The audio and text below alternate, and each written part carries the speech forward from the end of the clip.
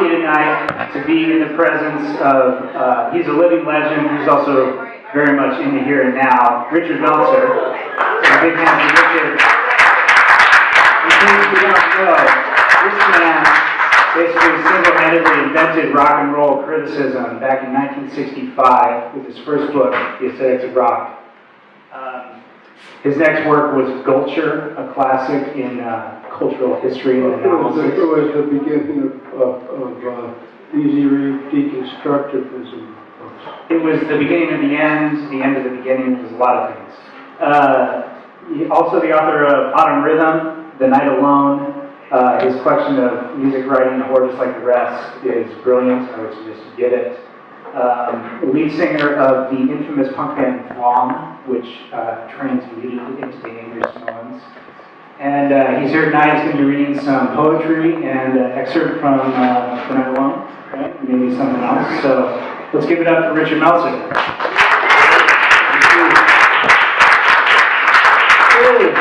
Hey, David. Have you ever jerked off thinking of me? I have many times jerked off thinking of you. Anyway, I'm Richard Meltzer. Meltzer's the name. Writings begin.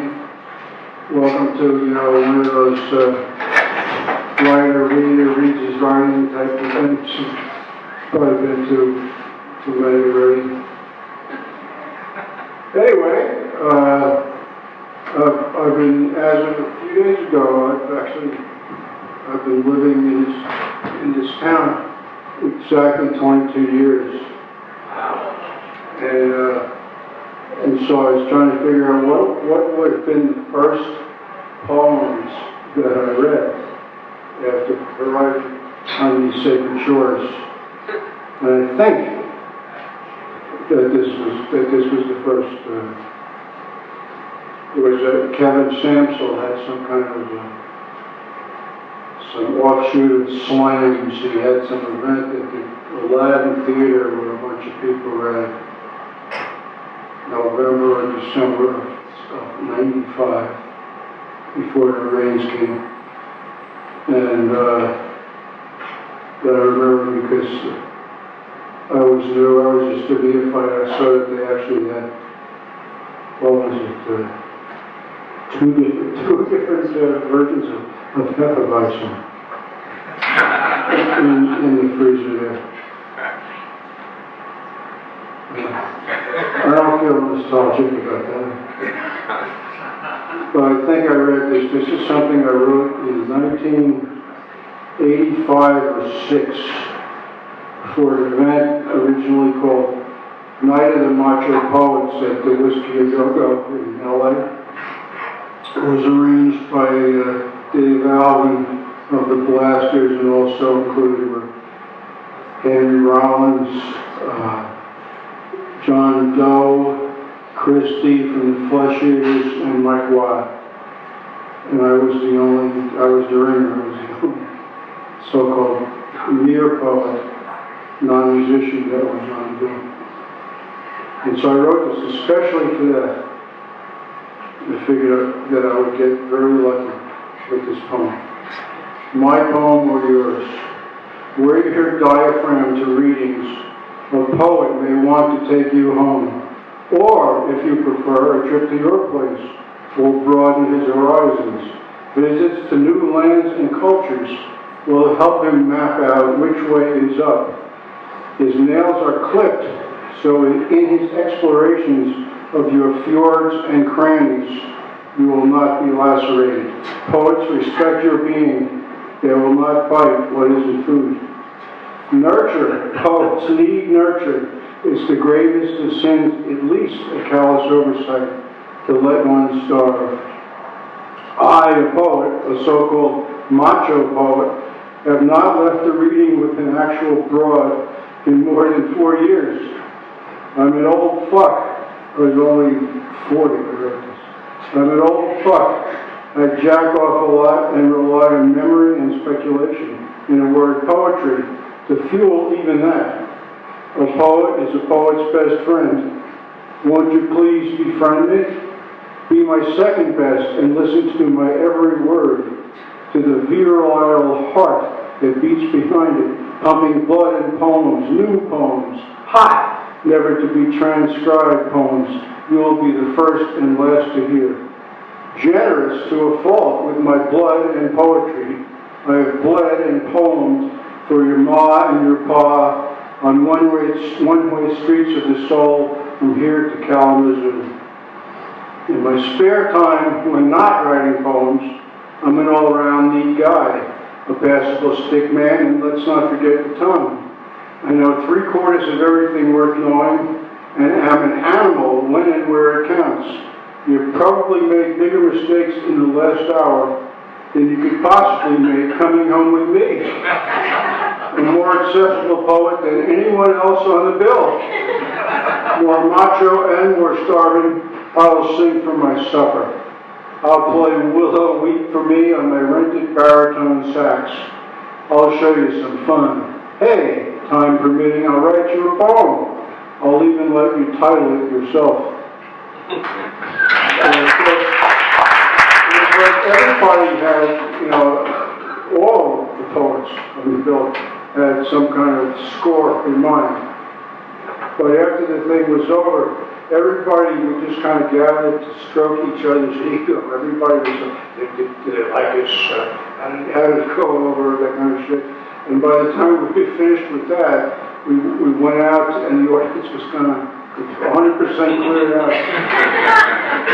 But it was like everybody just broke. I put this in my satchel. They broke. But here's Exene Cervenka made this up for everybody. Macho trophy. Starts me rightfully and leave the house. But she was great. She played some kind of European. She wore some kind of strange fur, and she spoke with an accent as if she were from Zurich or something.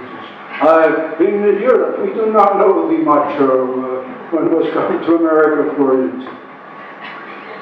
And after she gave us these awards, we all sang Macho Man. And Henry Rollins, because he was Mr. Tough Guy, he wore a dress. That's how tough he was. But anyway, that was before I had my penis put in the cryogenic lab. God had those days. And so other stuff that there are other things that I read in those days that, I have read over the years. This is one, this weird diaphragm to readings. I don't think I've read it more than twice in this town. Who knows? But this is one I've read many times. And this helped break up my marriage.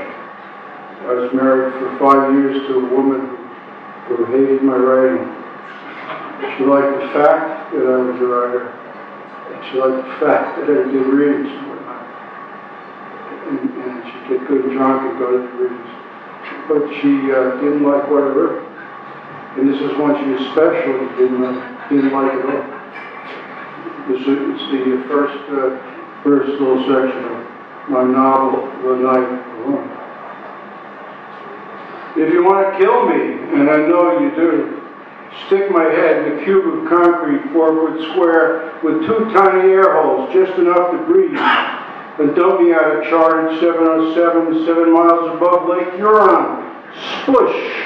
Or slice me with a guillotine the long way, from the scalp down, just in front of the ears, alongside the eyes, so I bleed 360 degrees with my face intact on sidewalk, lips kissing cement. I love cement, love it, almost as much as asphalt. But if you can't find professional model imported from France, try this. Cold kiss of concrete scraping fuck out of my nose, eyes, cheeks, teeth, and don't forget the chin. Drag me with an anvil on my head as skin, cartilage, and stubble from my beard become food for roaches. The large kind. Well, here's an idea. Drown me in Elmer's glue. Elmer's in my nostrils, eye sockets, throat, or just shoot me in the face. Whole face, close range, couple feet at most. A shotgun, make sure it's loaded, would be fine. Okay. Okay with me, if it's okay with you.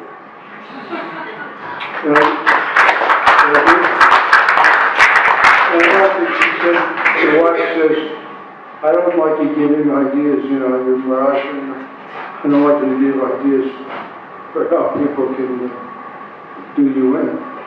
And I said, look, this is something I wrote as the outcome of years of doing writing and people heckling me, blah, blah, blah, hate mail, you know. She didn't consider that acceptable. But anyway, speaking of dying in poems or clusters of prose, it was like a year ago I read here, and the very next week I was in the hospital getting major heart surgery. I had, something like 11 years ago, I went to the dentist, and in the course of just for cleaning, and immediately I got sick right after. I was done with that, and it turned out to be endocarditis, which was an infection of two valves of my heart. Bob Dylan had it, but he called it something else, gave it a different name. It didn't sound inspired. And he got it from dirty needles. I got it from the dentist. And then last year, I went to the dentist a few days before I read here. And a few days after, I was sick again. Same dentist. And it turned out that the area that had been infected once got infected again because it had been weakened by the first blast. And so this time they had to, before that they talked about, will we have to replace your valves? We hope not. We monitor every year. So every year they gave me, you know, one of those sonograms, and finally it's down to, oh yeah, this time we got to cut you out.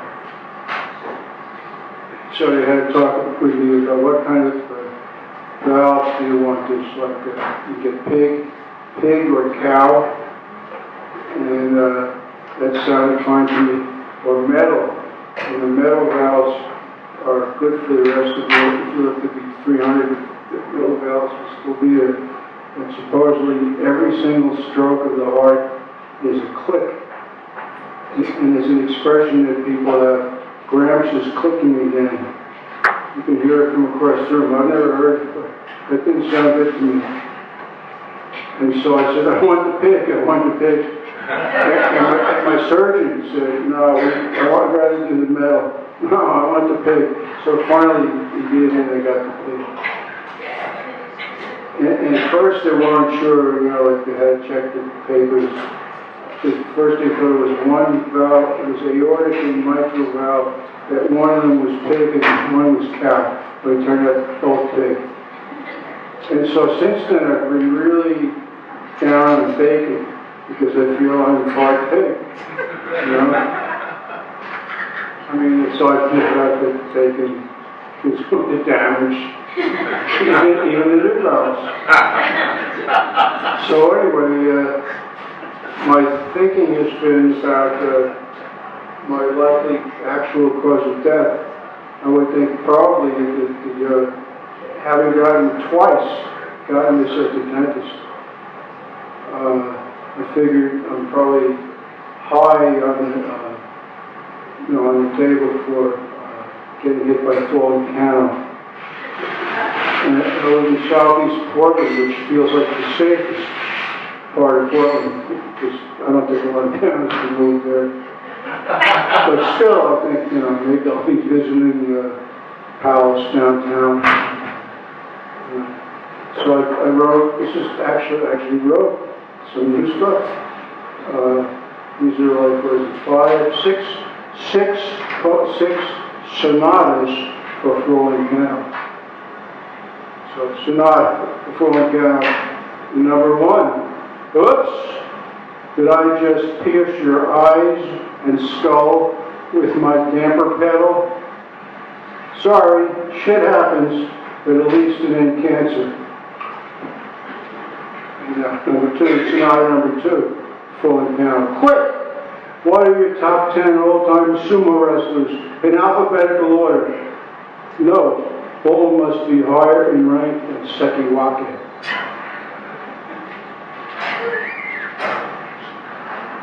Sonata number 3. You fat ugly fuck.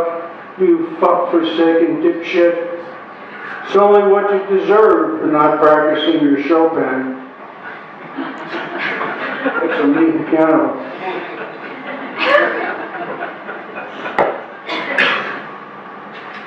Number 4. Hot dang! What we've all been waiting for. All the fucking woe in the world is finally tepid water off a duck's merry ass. Our birthright and our death right in one hep package. All right, Daddy-o. That's the most pro-death thing I can think of. I mean, because we'd all be better off dead, right? I think you deny that. And here's Sonata number 5. Any regrets? None. But if you put it that way, well, it's a little too late now for a gluten-free lifestyle.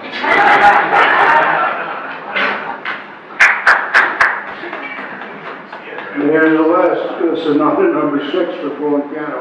Bang! Clang! Ah! I hope somebody tapes this on their smartphone. So that's how I'm going to die.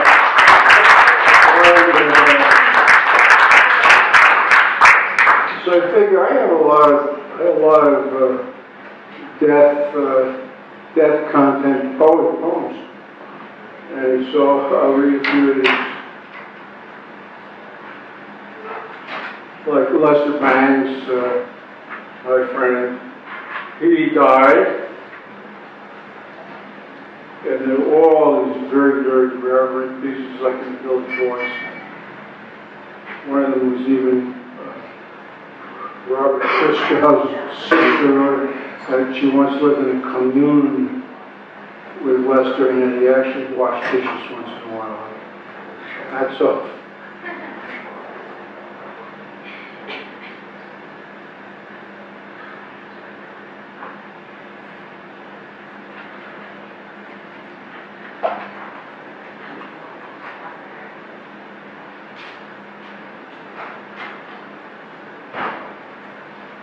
The title is Goodbye Pork Pie Cravat. Some of you get it. Lester Young was Charles Mingus wrote this tribute to Lester when he died. Lester wore a pork pie. Well, Lester Bangs wore a very narrow, stilly tie. For the brief time that he had some punkish band with Joey Ramone's stepbrother. I forget what they're called, but he wore it was sort of good time punk. He wore his narrow tie. It was very silly. But anyway, he was my friend. There is a box, and in the box is the shit of God. There is a bag, and down at the bottom is a Vicks inhaler, busted open with the cotton removed, long gone and whistling in the brains and belly of Lester Eugene Bangs. His name is actually Lester Conway Bangs. But I thought, just like Allen Ginsberg actually had a brother named Eugene. So it's good, man. There is a bump on the head of Lester that, he says, only Romolar can cure. Look, it's working already. He used to say that. Look at this. It's such an unsightly bump. There is an edge, and the edge is Lester's home and hearth. 365 endless big ones a year. Spin on that axis so that Lester may spin with the wind. There is a smell worse than Lester, but no one has smelt it. He's a guy that everybody wanted white. What's the secret of Lester's stink? And ex-girlfriend say, he took plenty of showers. It turned out he never washed clothes. Not once in his life washed his clothes. He would finally, turn to rags and he wouldn't wear it. If it was wearable, why wash it? There is a cleaned up Lester alleged smelling like roses, but the roses are dead. There is an urn in El Cajon, his hometown, with petals burned and blistered, smelling like John Morthland's Luckies in a tray. There is a life, and in this life, so-and-so is fucked. Well, John Morthland, who I mentioned, just recently died, he was like the most beatnik-like of all the New York rock writers. And he originally was from San Diego, and he lived next door to the original McDonald's location. And he once played Little League with Raleigh Fingers and made it to the Major Leagues. But he was just he was a guy who smoked 4 packs of Luckies a day. He was just this guy, and he was always lighting up. That's more than he even spoke. And he was somebody I really loved. He was just a very nice guy. And he was Lester's closest drinking companion. I was very upset when Lester died. And just 6 months ago, living in Austin, John Morthland fell down, broke some bone or other, and never recovered. It was kind of like everybody, I don't know if he ever wrote anything worth mentioning, although he did put together the second anthology of Lester writings, which was better than the first. But he was just this guy who was just, he could have been on like early 60s TV shows like Naked City. He could just, like an urban guy who was always smoking. What does one do in a life that counts, right? I count that. Okay. Or death. And then there's Sandy Perlman, who was once my so-called best friend. I met him when I was 11 in junior high. We went to high school, college together. And he ended up this fine fellow until he became manager of Blue Oyster Cult, until he became an entrepreneur and owner of a piece of the pie. And he became a pig immediately. He cheated me out of at least $20,000 from songs that are Blue Oyster Cult. He was just a wretched motherfucker as soon as he became a businessman. And so I wrote it in this Night Alone, one of the great American novels of the last quarter of the 20th century. One of the chapters is called The Earl Panda Story. It's the name I give him in the book. And he was bald. Sandy Perlman. He was the first guy I ever knew who wore a hat to cover his bald. And everybody was always just picking me up and making fun of him.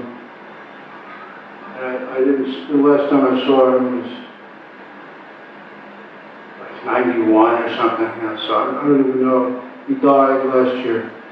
And I have no idea how really bald he got. But he's a guy he was once my best friend.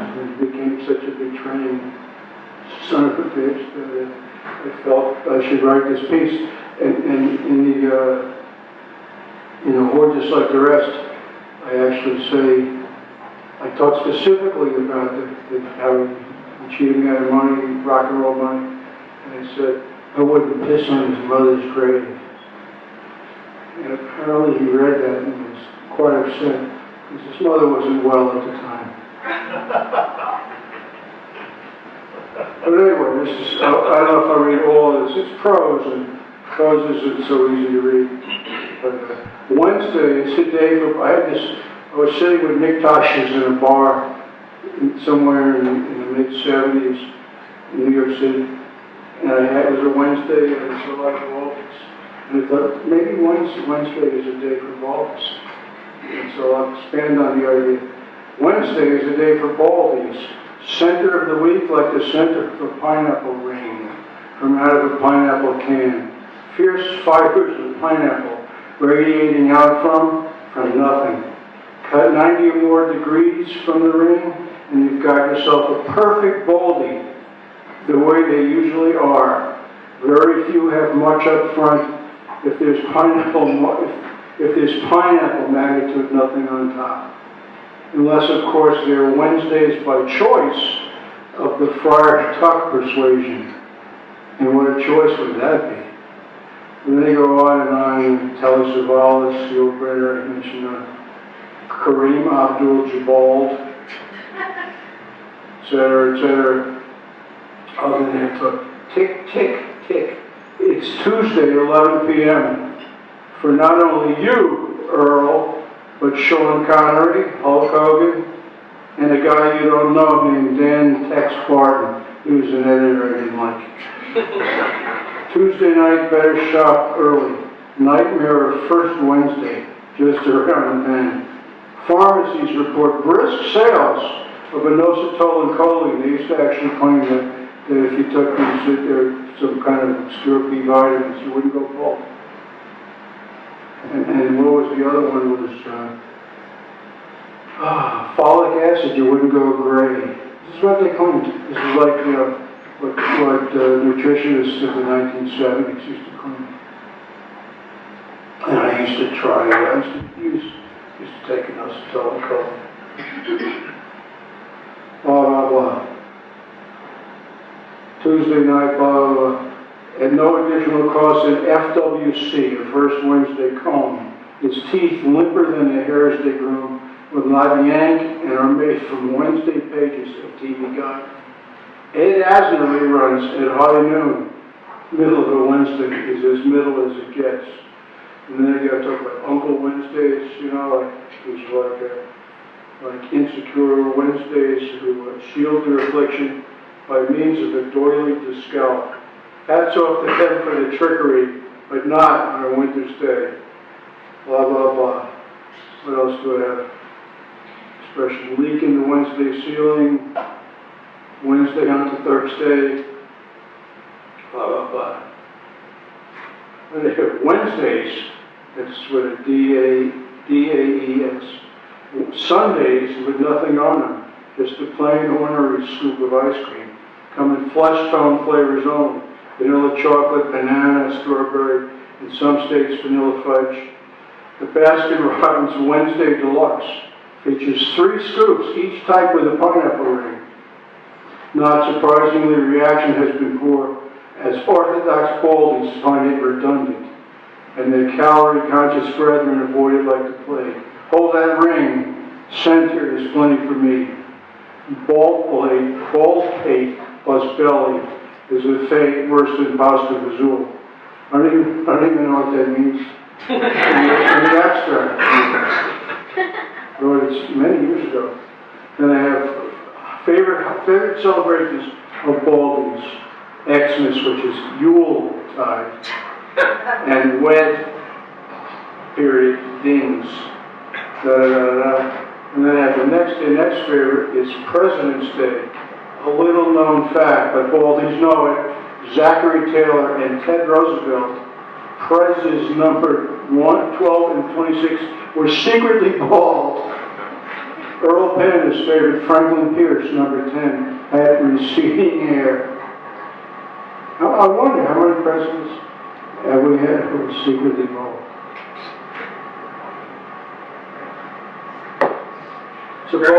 Supposedly hats, like felt fedoras and cowboy hats, sales have gone down because there used to be presidents wore them because they were all bald. And Kennedy was the first president in a long time who didn't wear a hat even in the winter because he had something to show off. Sound like bitch. Somebody told me this at Helmer's, Italian haberdasher, And why don't they have as many big assortments as they used to? Candy store. What did reply it was like just because I didn't like this guy, totally pointed this chapter. That's all. So grudges take strange forms. Let me see what else I have. More dead person poems. Okay. Generic death poem.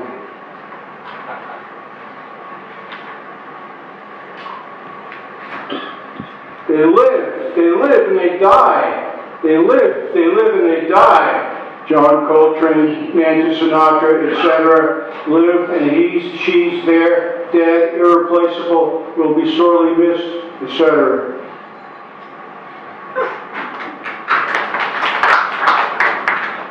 And I just learned that Frank Sinatra Jr. died this year.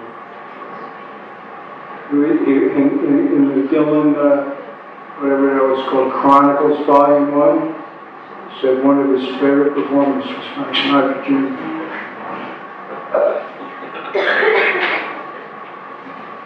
But he'd go to see him every time they were in the same town.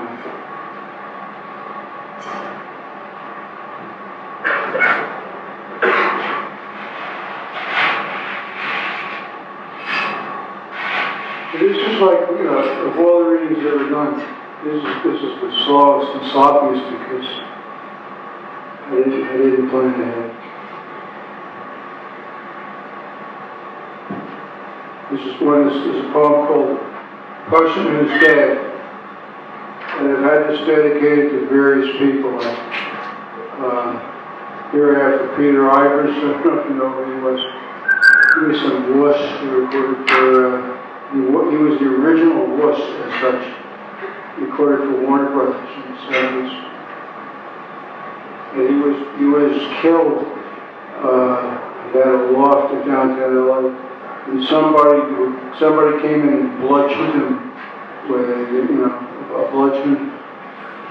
And I can't remember the guy's name, but everybody knows he did it. It was like some psycho whose wife had once been Lenny Kritz's girlfriend, and she claimed that every time she had sex, Lenny recorded it. It's never been released. But whatever this guy is, I can't remember this guy's name. But he apparently admitted it, like people, after Peter was dead, they'd go up to him at a party and he said, "Why'd you do it?" He'd just break down and just, but the LA didn't care because Peter Ivers was just a wuss.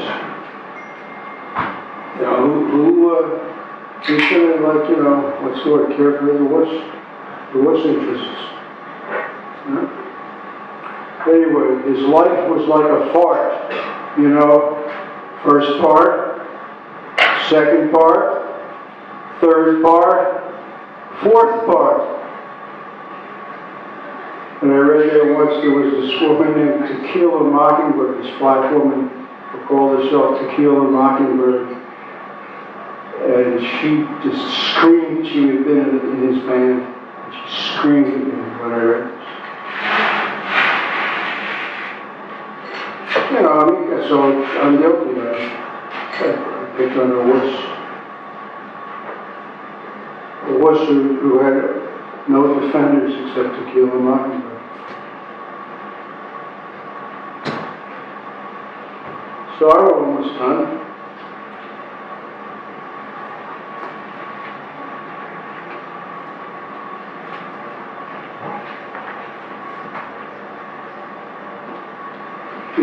This is also one of the first ones that I read in Portland.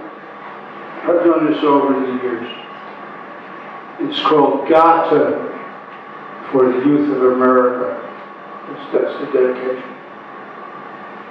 Let's see what I remember of our love.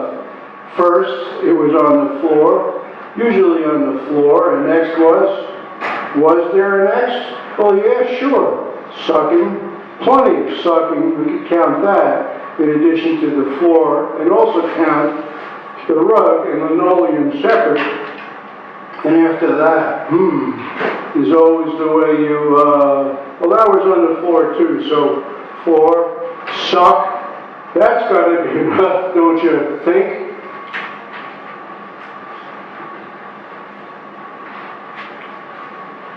I'll read a few very offensive ones and call it quits. This is one, this is like, previously unpublished. This is what I've had lying around for 30 years maybe. It's called Pinot.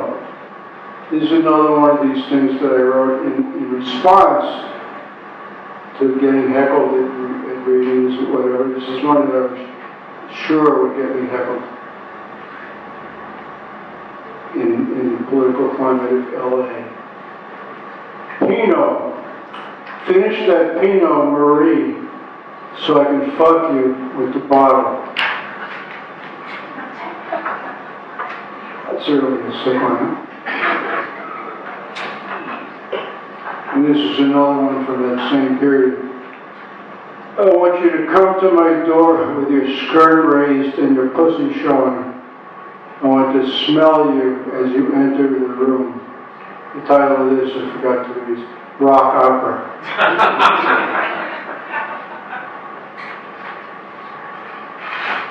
I'll read one more.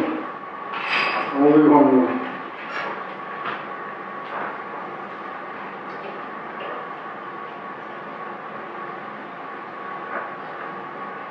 This is one I call Home. Spill not my ashes in the Ganges, babe. Scatter them to the stinging wind on rain-dark streets of your own choosing, but reserve a tablespoon or two for the groove of your filthy fat butt. Rub some of me there with your little fingers, deep and dirty. Would you do that, darling? Thank you very much.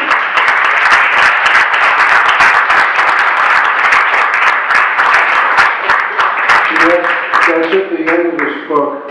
I gave this to the wife. I indicated what I thought were humorous chapters which she could read. But she didn't get to that one. Because that's one I would have really held me to.